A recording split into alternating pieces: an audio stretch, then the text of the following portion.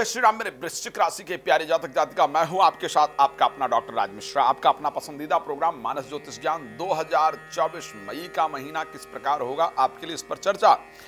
वृश्चिक राशि के लिए राशि स्वामी मंगल पंचम भाव में बुध के साथ और राहु के साथ गोचर करने वाले हैं। 6th हाउस में सूर्य और शुक्र का गोचर, 7th में बृहस्पति आ गए हैं, बड़ा सुंदर संयोग है। शनि 4th हाउस में ऑलरेडी गोचर कर रहे हैं, केतु आपके 11th हाउस में मई में गोचर करने वाले हैं। ये सब क्या संयोग आपके लिए लेकर के आएंगे, इस सभी चीजों पर चर्चा करेंगे। लेकिन आपको उससे पहले बता दूं, यदि आप चाहते हैं मेरे द्वारा राम कथा, भागवत कथा या शिवपुराण की कथा अपने क्षेत्र में आयोजन करना चाहते हैं कि उसका एस्ट्रोलॉजिकल लाभ, ज्योतिषीय लाभ भी आपको और आसपास के लोगों को प्राप्त हो, बहुत अच्छी अच्छी उपाय आप सबको वहां से प्राप्त हो, तो आप प्लीज हमसे संपर्क कर सकते हैं। चलिए वृश्चिक राशि के बारे में थोड़ी चर्चा कर लेते हैं, थोड़ी जानकारी दे देते हैं। वृश्चिक राशि आखिर किन किन नक्षत्रों से मिलाकर के बनती है। वृश्चिक में एक तो चंद्रमा नीचस्थ हो जाते हैं। सो वृश्चिक के लिए सबसे बड़ी प्रॉब्लम जो मैंने देखी है कहीं ना कहीं, वो मानसिक अपने आप को कंट्रोल करना बड़ा मुश्किल होता है। वृश्चिक राशि के जातक जातिका ओवर थिंकर होते हैं, बहुत ज्यादा सोचते हैं और बहुत हर्ट होते हैं। जनरली वृश्चिक राशि के लोग बड़े इमोशनल होने के कारण हर जातक के साथ, हर व्यक्ति के साथ बहुत जल्दी अपने आप को कनेक्ट करते हैं। इसलिए मैं अगर प्रेम के रिलेशन की बात करूं तो मैंने जनरली वृश्चिक राशि के लोगों को प्रेम के रिलेशन में जल्दी फंसते हुए देखा है और धोखा खाते हुए देखा है। क्योंकि वृश्चिक राशि को सबसे अधिक अगर धोखा मिलता है तो उन्हीं को मिलता है कि इमोशनली आपको लोग ब्लैकमेल कर लेते हैं, आपको लोग थोड़ा सा प्रेम से बोलते हैं तो आप उनकी तरफ अट्रैक्ट हो जाती हैं, वहां से नुकसान होता है। खैर ये सब बड़ा विषय है और इस पर लाइव में बहुत ज्यादा चर्चा किया जाए वो थोड़ा सा मुश्किल होता है। वृश्चिक राशि बनते कौन कौन से नक्षत्रों से है और क्या ध्यान विशेष रूप से वृश्चिक राशि को रखना चाहिए। विशाखा नक्षत्र जिसके स्वामी बृहस्पति वृश्चिक राशि के अंतर्गत आती है। अनुराधा नक्षत्र जिसके स्वामी शनि और उसके साथ बुध वृश्चिक राशि यानी ज्येष्ठा नक्षत्र। सो ज्येष्ठा नक्षत्र और अनुराधा नक्षत्र और विशाखा, बृहस्पति, शनि और बुध, 3 राशि 3 नक्षत्र स्वामी होते हैं और एक मंगल जो कि आपकी राशि के स्वामी होते हैं। उसके साथ अगर हम बात करें इंद्र, मित्र और इंद्राग्नि, मित्र और इंद्र, ये 3 आपके विशेष रूप से राशि देवता होते हैं। अलग अलग नक्षत्रों के अलग अलग देवता हैं। कभी नक्षत्र देवता और इस पर बात करेंगे तो बहुत अच्छी रिजल्ट आपको देंगे वहां पर कि किस देवता की आराधना आपको करनी चाहिए।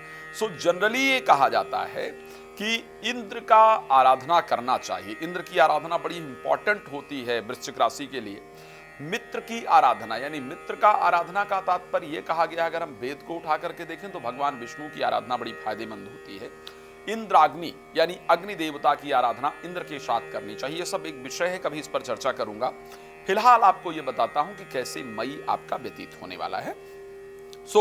मई में एक जो सबसे शानदार और अच्छी बात रहने वाली है, अगर एस्ट्रोलॉजिकल पॉइंट ऑफ व्यू से मैं देखूंगा तो मैं ये कह सकता हूं कि कंपटीशन के क्षेत्र में जो लोग भाग ले रहे हैं, शायद जो लोग स्पोर्ट्स के क्षेत्र में काम कर रहे हैं या जिन लोगों को कोई टेंडर वगैरह भरा है उसका रिजल्ट इत्यादि प्राप्त करना है, या बार बार कंपटीशन में, आप कुछ लोग पॉलिटिकल क्षेत्र में हैं, वो इलेक्शन में पार्टिसिपेट करने जा रहे हैं। ऐसे कंडीशन में आपको अच्छे रिजल्ट की प्राप्ति होने वाली है। यानी जिस भी कंपटीशन में भाग लेंगे और स्पेशली अगर उसका result before 14th of May है, सो डेफिनेटली आपको एक बेटर रिजल्ट अपनी लाइफ के अंतर्गत प्राप्त होने वाला है। बिकॉज सूर्य 6th हाउस में एग्जॉल्टेड रहेंगे तो रिजल्ट आपके पक्ष में आए, इस प्रकार की परिस्थिति आपके जीवन के अंतर्गत जरूर होने वाली है। अब दूसरी अगर हम बात करते हैं इसको लेकर के, एक तो ये प्राप्त होने वाला है, स्वास्थ्य से संबंधित चल रही समस्याएं आपकी दूर होने वाली है। कोर्ट कचहरी में अगर कोई मामला चल रहा है तो वहां से डेफिनेटली आपको पॉजिटिव रिजल्ट आएगा। एक और चीज, वृश्चिक राशि है और आपकी मैरिड लाइफ में जो प्रॉब्लम चल रही है वो प्रॉब्लम दूर होने का रास्ता आपको मिलना शुरू हो जाएगा। जिनका विवाह नहीं हुआ है और आप वृश्चिक राशि के जातक जातिका हैं, सो डेफिनेटली आपका विवाह का जो संयोग है, जो विवाह का मार्ग है वो खुलने वाला है। खैर इस महीने किसी के साथ प्रेम में आप जाएं और प्रेमी प्रेमिका भी आपको धोखा देने का प्रयास करें, ये दोनों संयोग है। प्रेम में जाने का भी संयोग है, प्रेमी प्रेमिका आपको धोखा दे, इस प्रकार की भी परिस्थिति आपकी राशि में दिख रही, दोनों चीजें हैं। तो कुछ लोगों को अच्छे प्रेमी प्रेमिका मिल जाएंगे और कुछ लोगों को जो पीछे प्रेम चल रहे हैं उसमें धोखा भी मिल जाएगा। तो ये दोनों ही कंडीशन एक ही राशि में होने वाली है। इसलिए मेरी जो पुरानी वीडियोस हैं उनको आपको देखने की आवश्यकता है, जहां पर मैंने 9 प्रकार, एक राशि के लोग 9 प्रकार के होते हैं, उस पर मैंने चर्चा करने का प्रयास किया है। तो इस पर आपको ध्यान देने की विशेष रूप से आवश्यकता है। अच्छा, अगर आपकी उम्र 36 ईयर की है, 36वें साल में चल रहे हैं, तो इस महीने कुछ बहुत खास आपको जीवन में प्राप्त हो, इस प्रकार की कंडीशन है। अब सावधानी की आवश्यकता क्या है? सावधानी की आवश्यकता यह है कि एक तो शेयर मार्केट इत्यादि में पैसा लगाने से बचने की आवश्यकता है।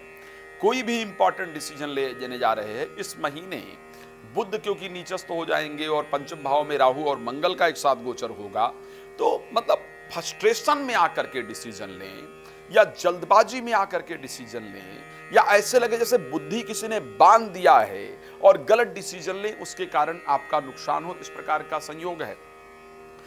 फ्रस्ट्रेशन में आकर के क्रोध ज्यादा उत्पन्न हो, जिसके कारण बच्चों को डांटें या बच्चों से मन बहुत परेशान रहे, या बच्चे कुछ ऐसी हरकत करें जिसके कारण बड़ा तनाव रहे, इस प्रकार की परिस्थिति आपकी राशि के अंतर्गत दिख रही है।